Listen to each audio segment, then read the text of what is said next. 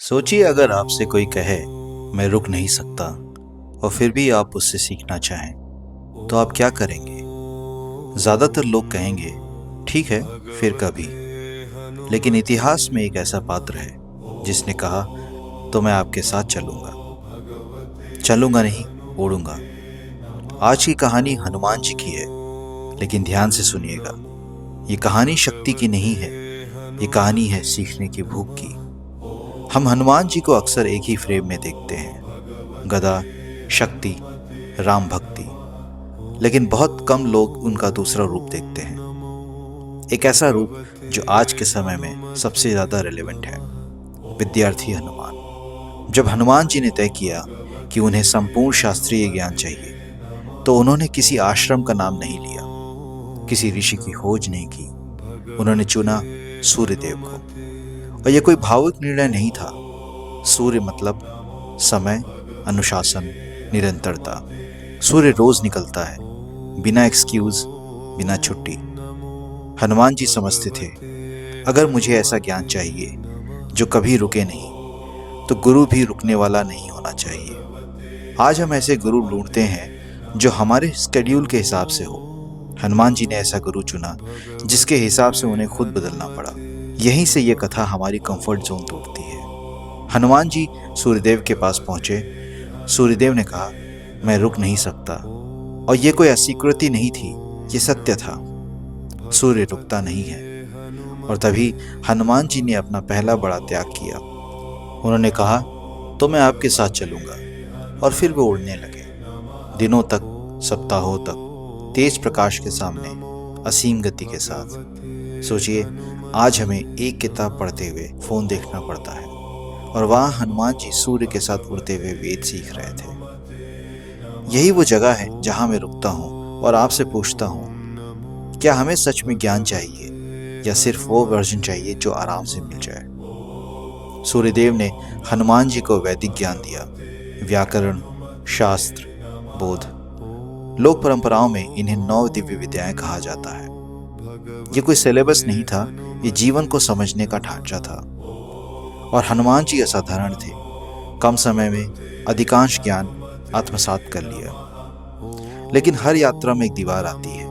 जब अंतिम 4 विद्याओं की बारी आई, सूर्यदेव रुके। हनुमान जी ने चौंक कर पूछा, गुरुदेव अब क्यों? उत्तर सीधा था, ये ज्ञान केवल उसी को दिया जाता है जो विवाहित हो।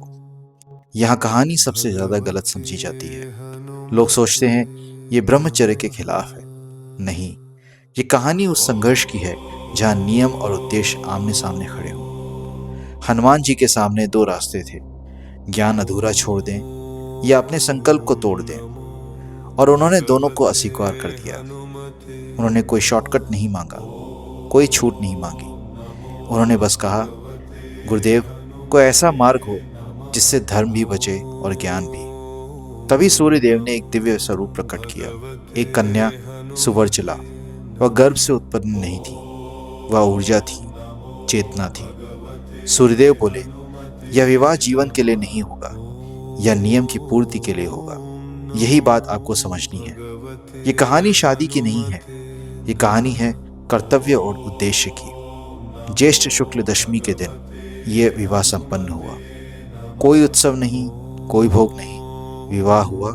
और उसी क्षण हनुमान जी को अंतिम 4 विद्याएं प्राप्त हो गईं। अब सवाल आता है कि सुवर्चला का क्या हुआ?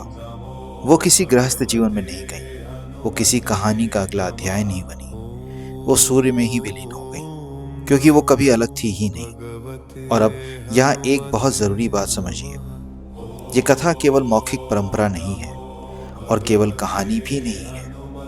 भारत में आज भी एक ऐसा स्थान है जहाँ इस विवाह की स्मृति को जीवित रखा गया है। तेलंगाना में खम्मम जिले के पास एक प्राचीन मंदिर है जहाँ हनुमान जी देवी सुवर्चला के साथ विराजमान है। यह मंदिर हनुमान जी को सिर्फ एक योद्धा के रूप में नहीं, बल्कि एक विद्यार्थी और साधक के रूप में देखता है। यहाँ हनुमान जी गृहस्थ जीवन में नहीं है, यहाँ कोई सांसारिक दाम्पत्य नहीं है। यह स्मृति है एक ऐसे विवाह की जो जीवन के लिए नहीं, ज्ञान की पूर्णता के लिए हुआ था। इसीलिए यह कथा कल्पना नहीं लगती, क्योंकि इसकी छाया आज भी धरती पर मौजूद है। और यही एक कारण है कि इस कथा को सिर्फ अद्वितीय कहकर नज़रअंदाज नहीं किया जा सकता, क्योंकि जब परंपरा सदियों तक किसी स्मृति को सहेज कर रखती है तो उसके पीछे कोई गहरा अर्थ होता है।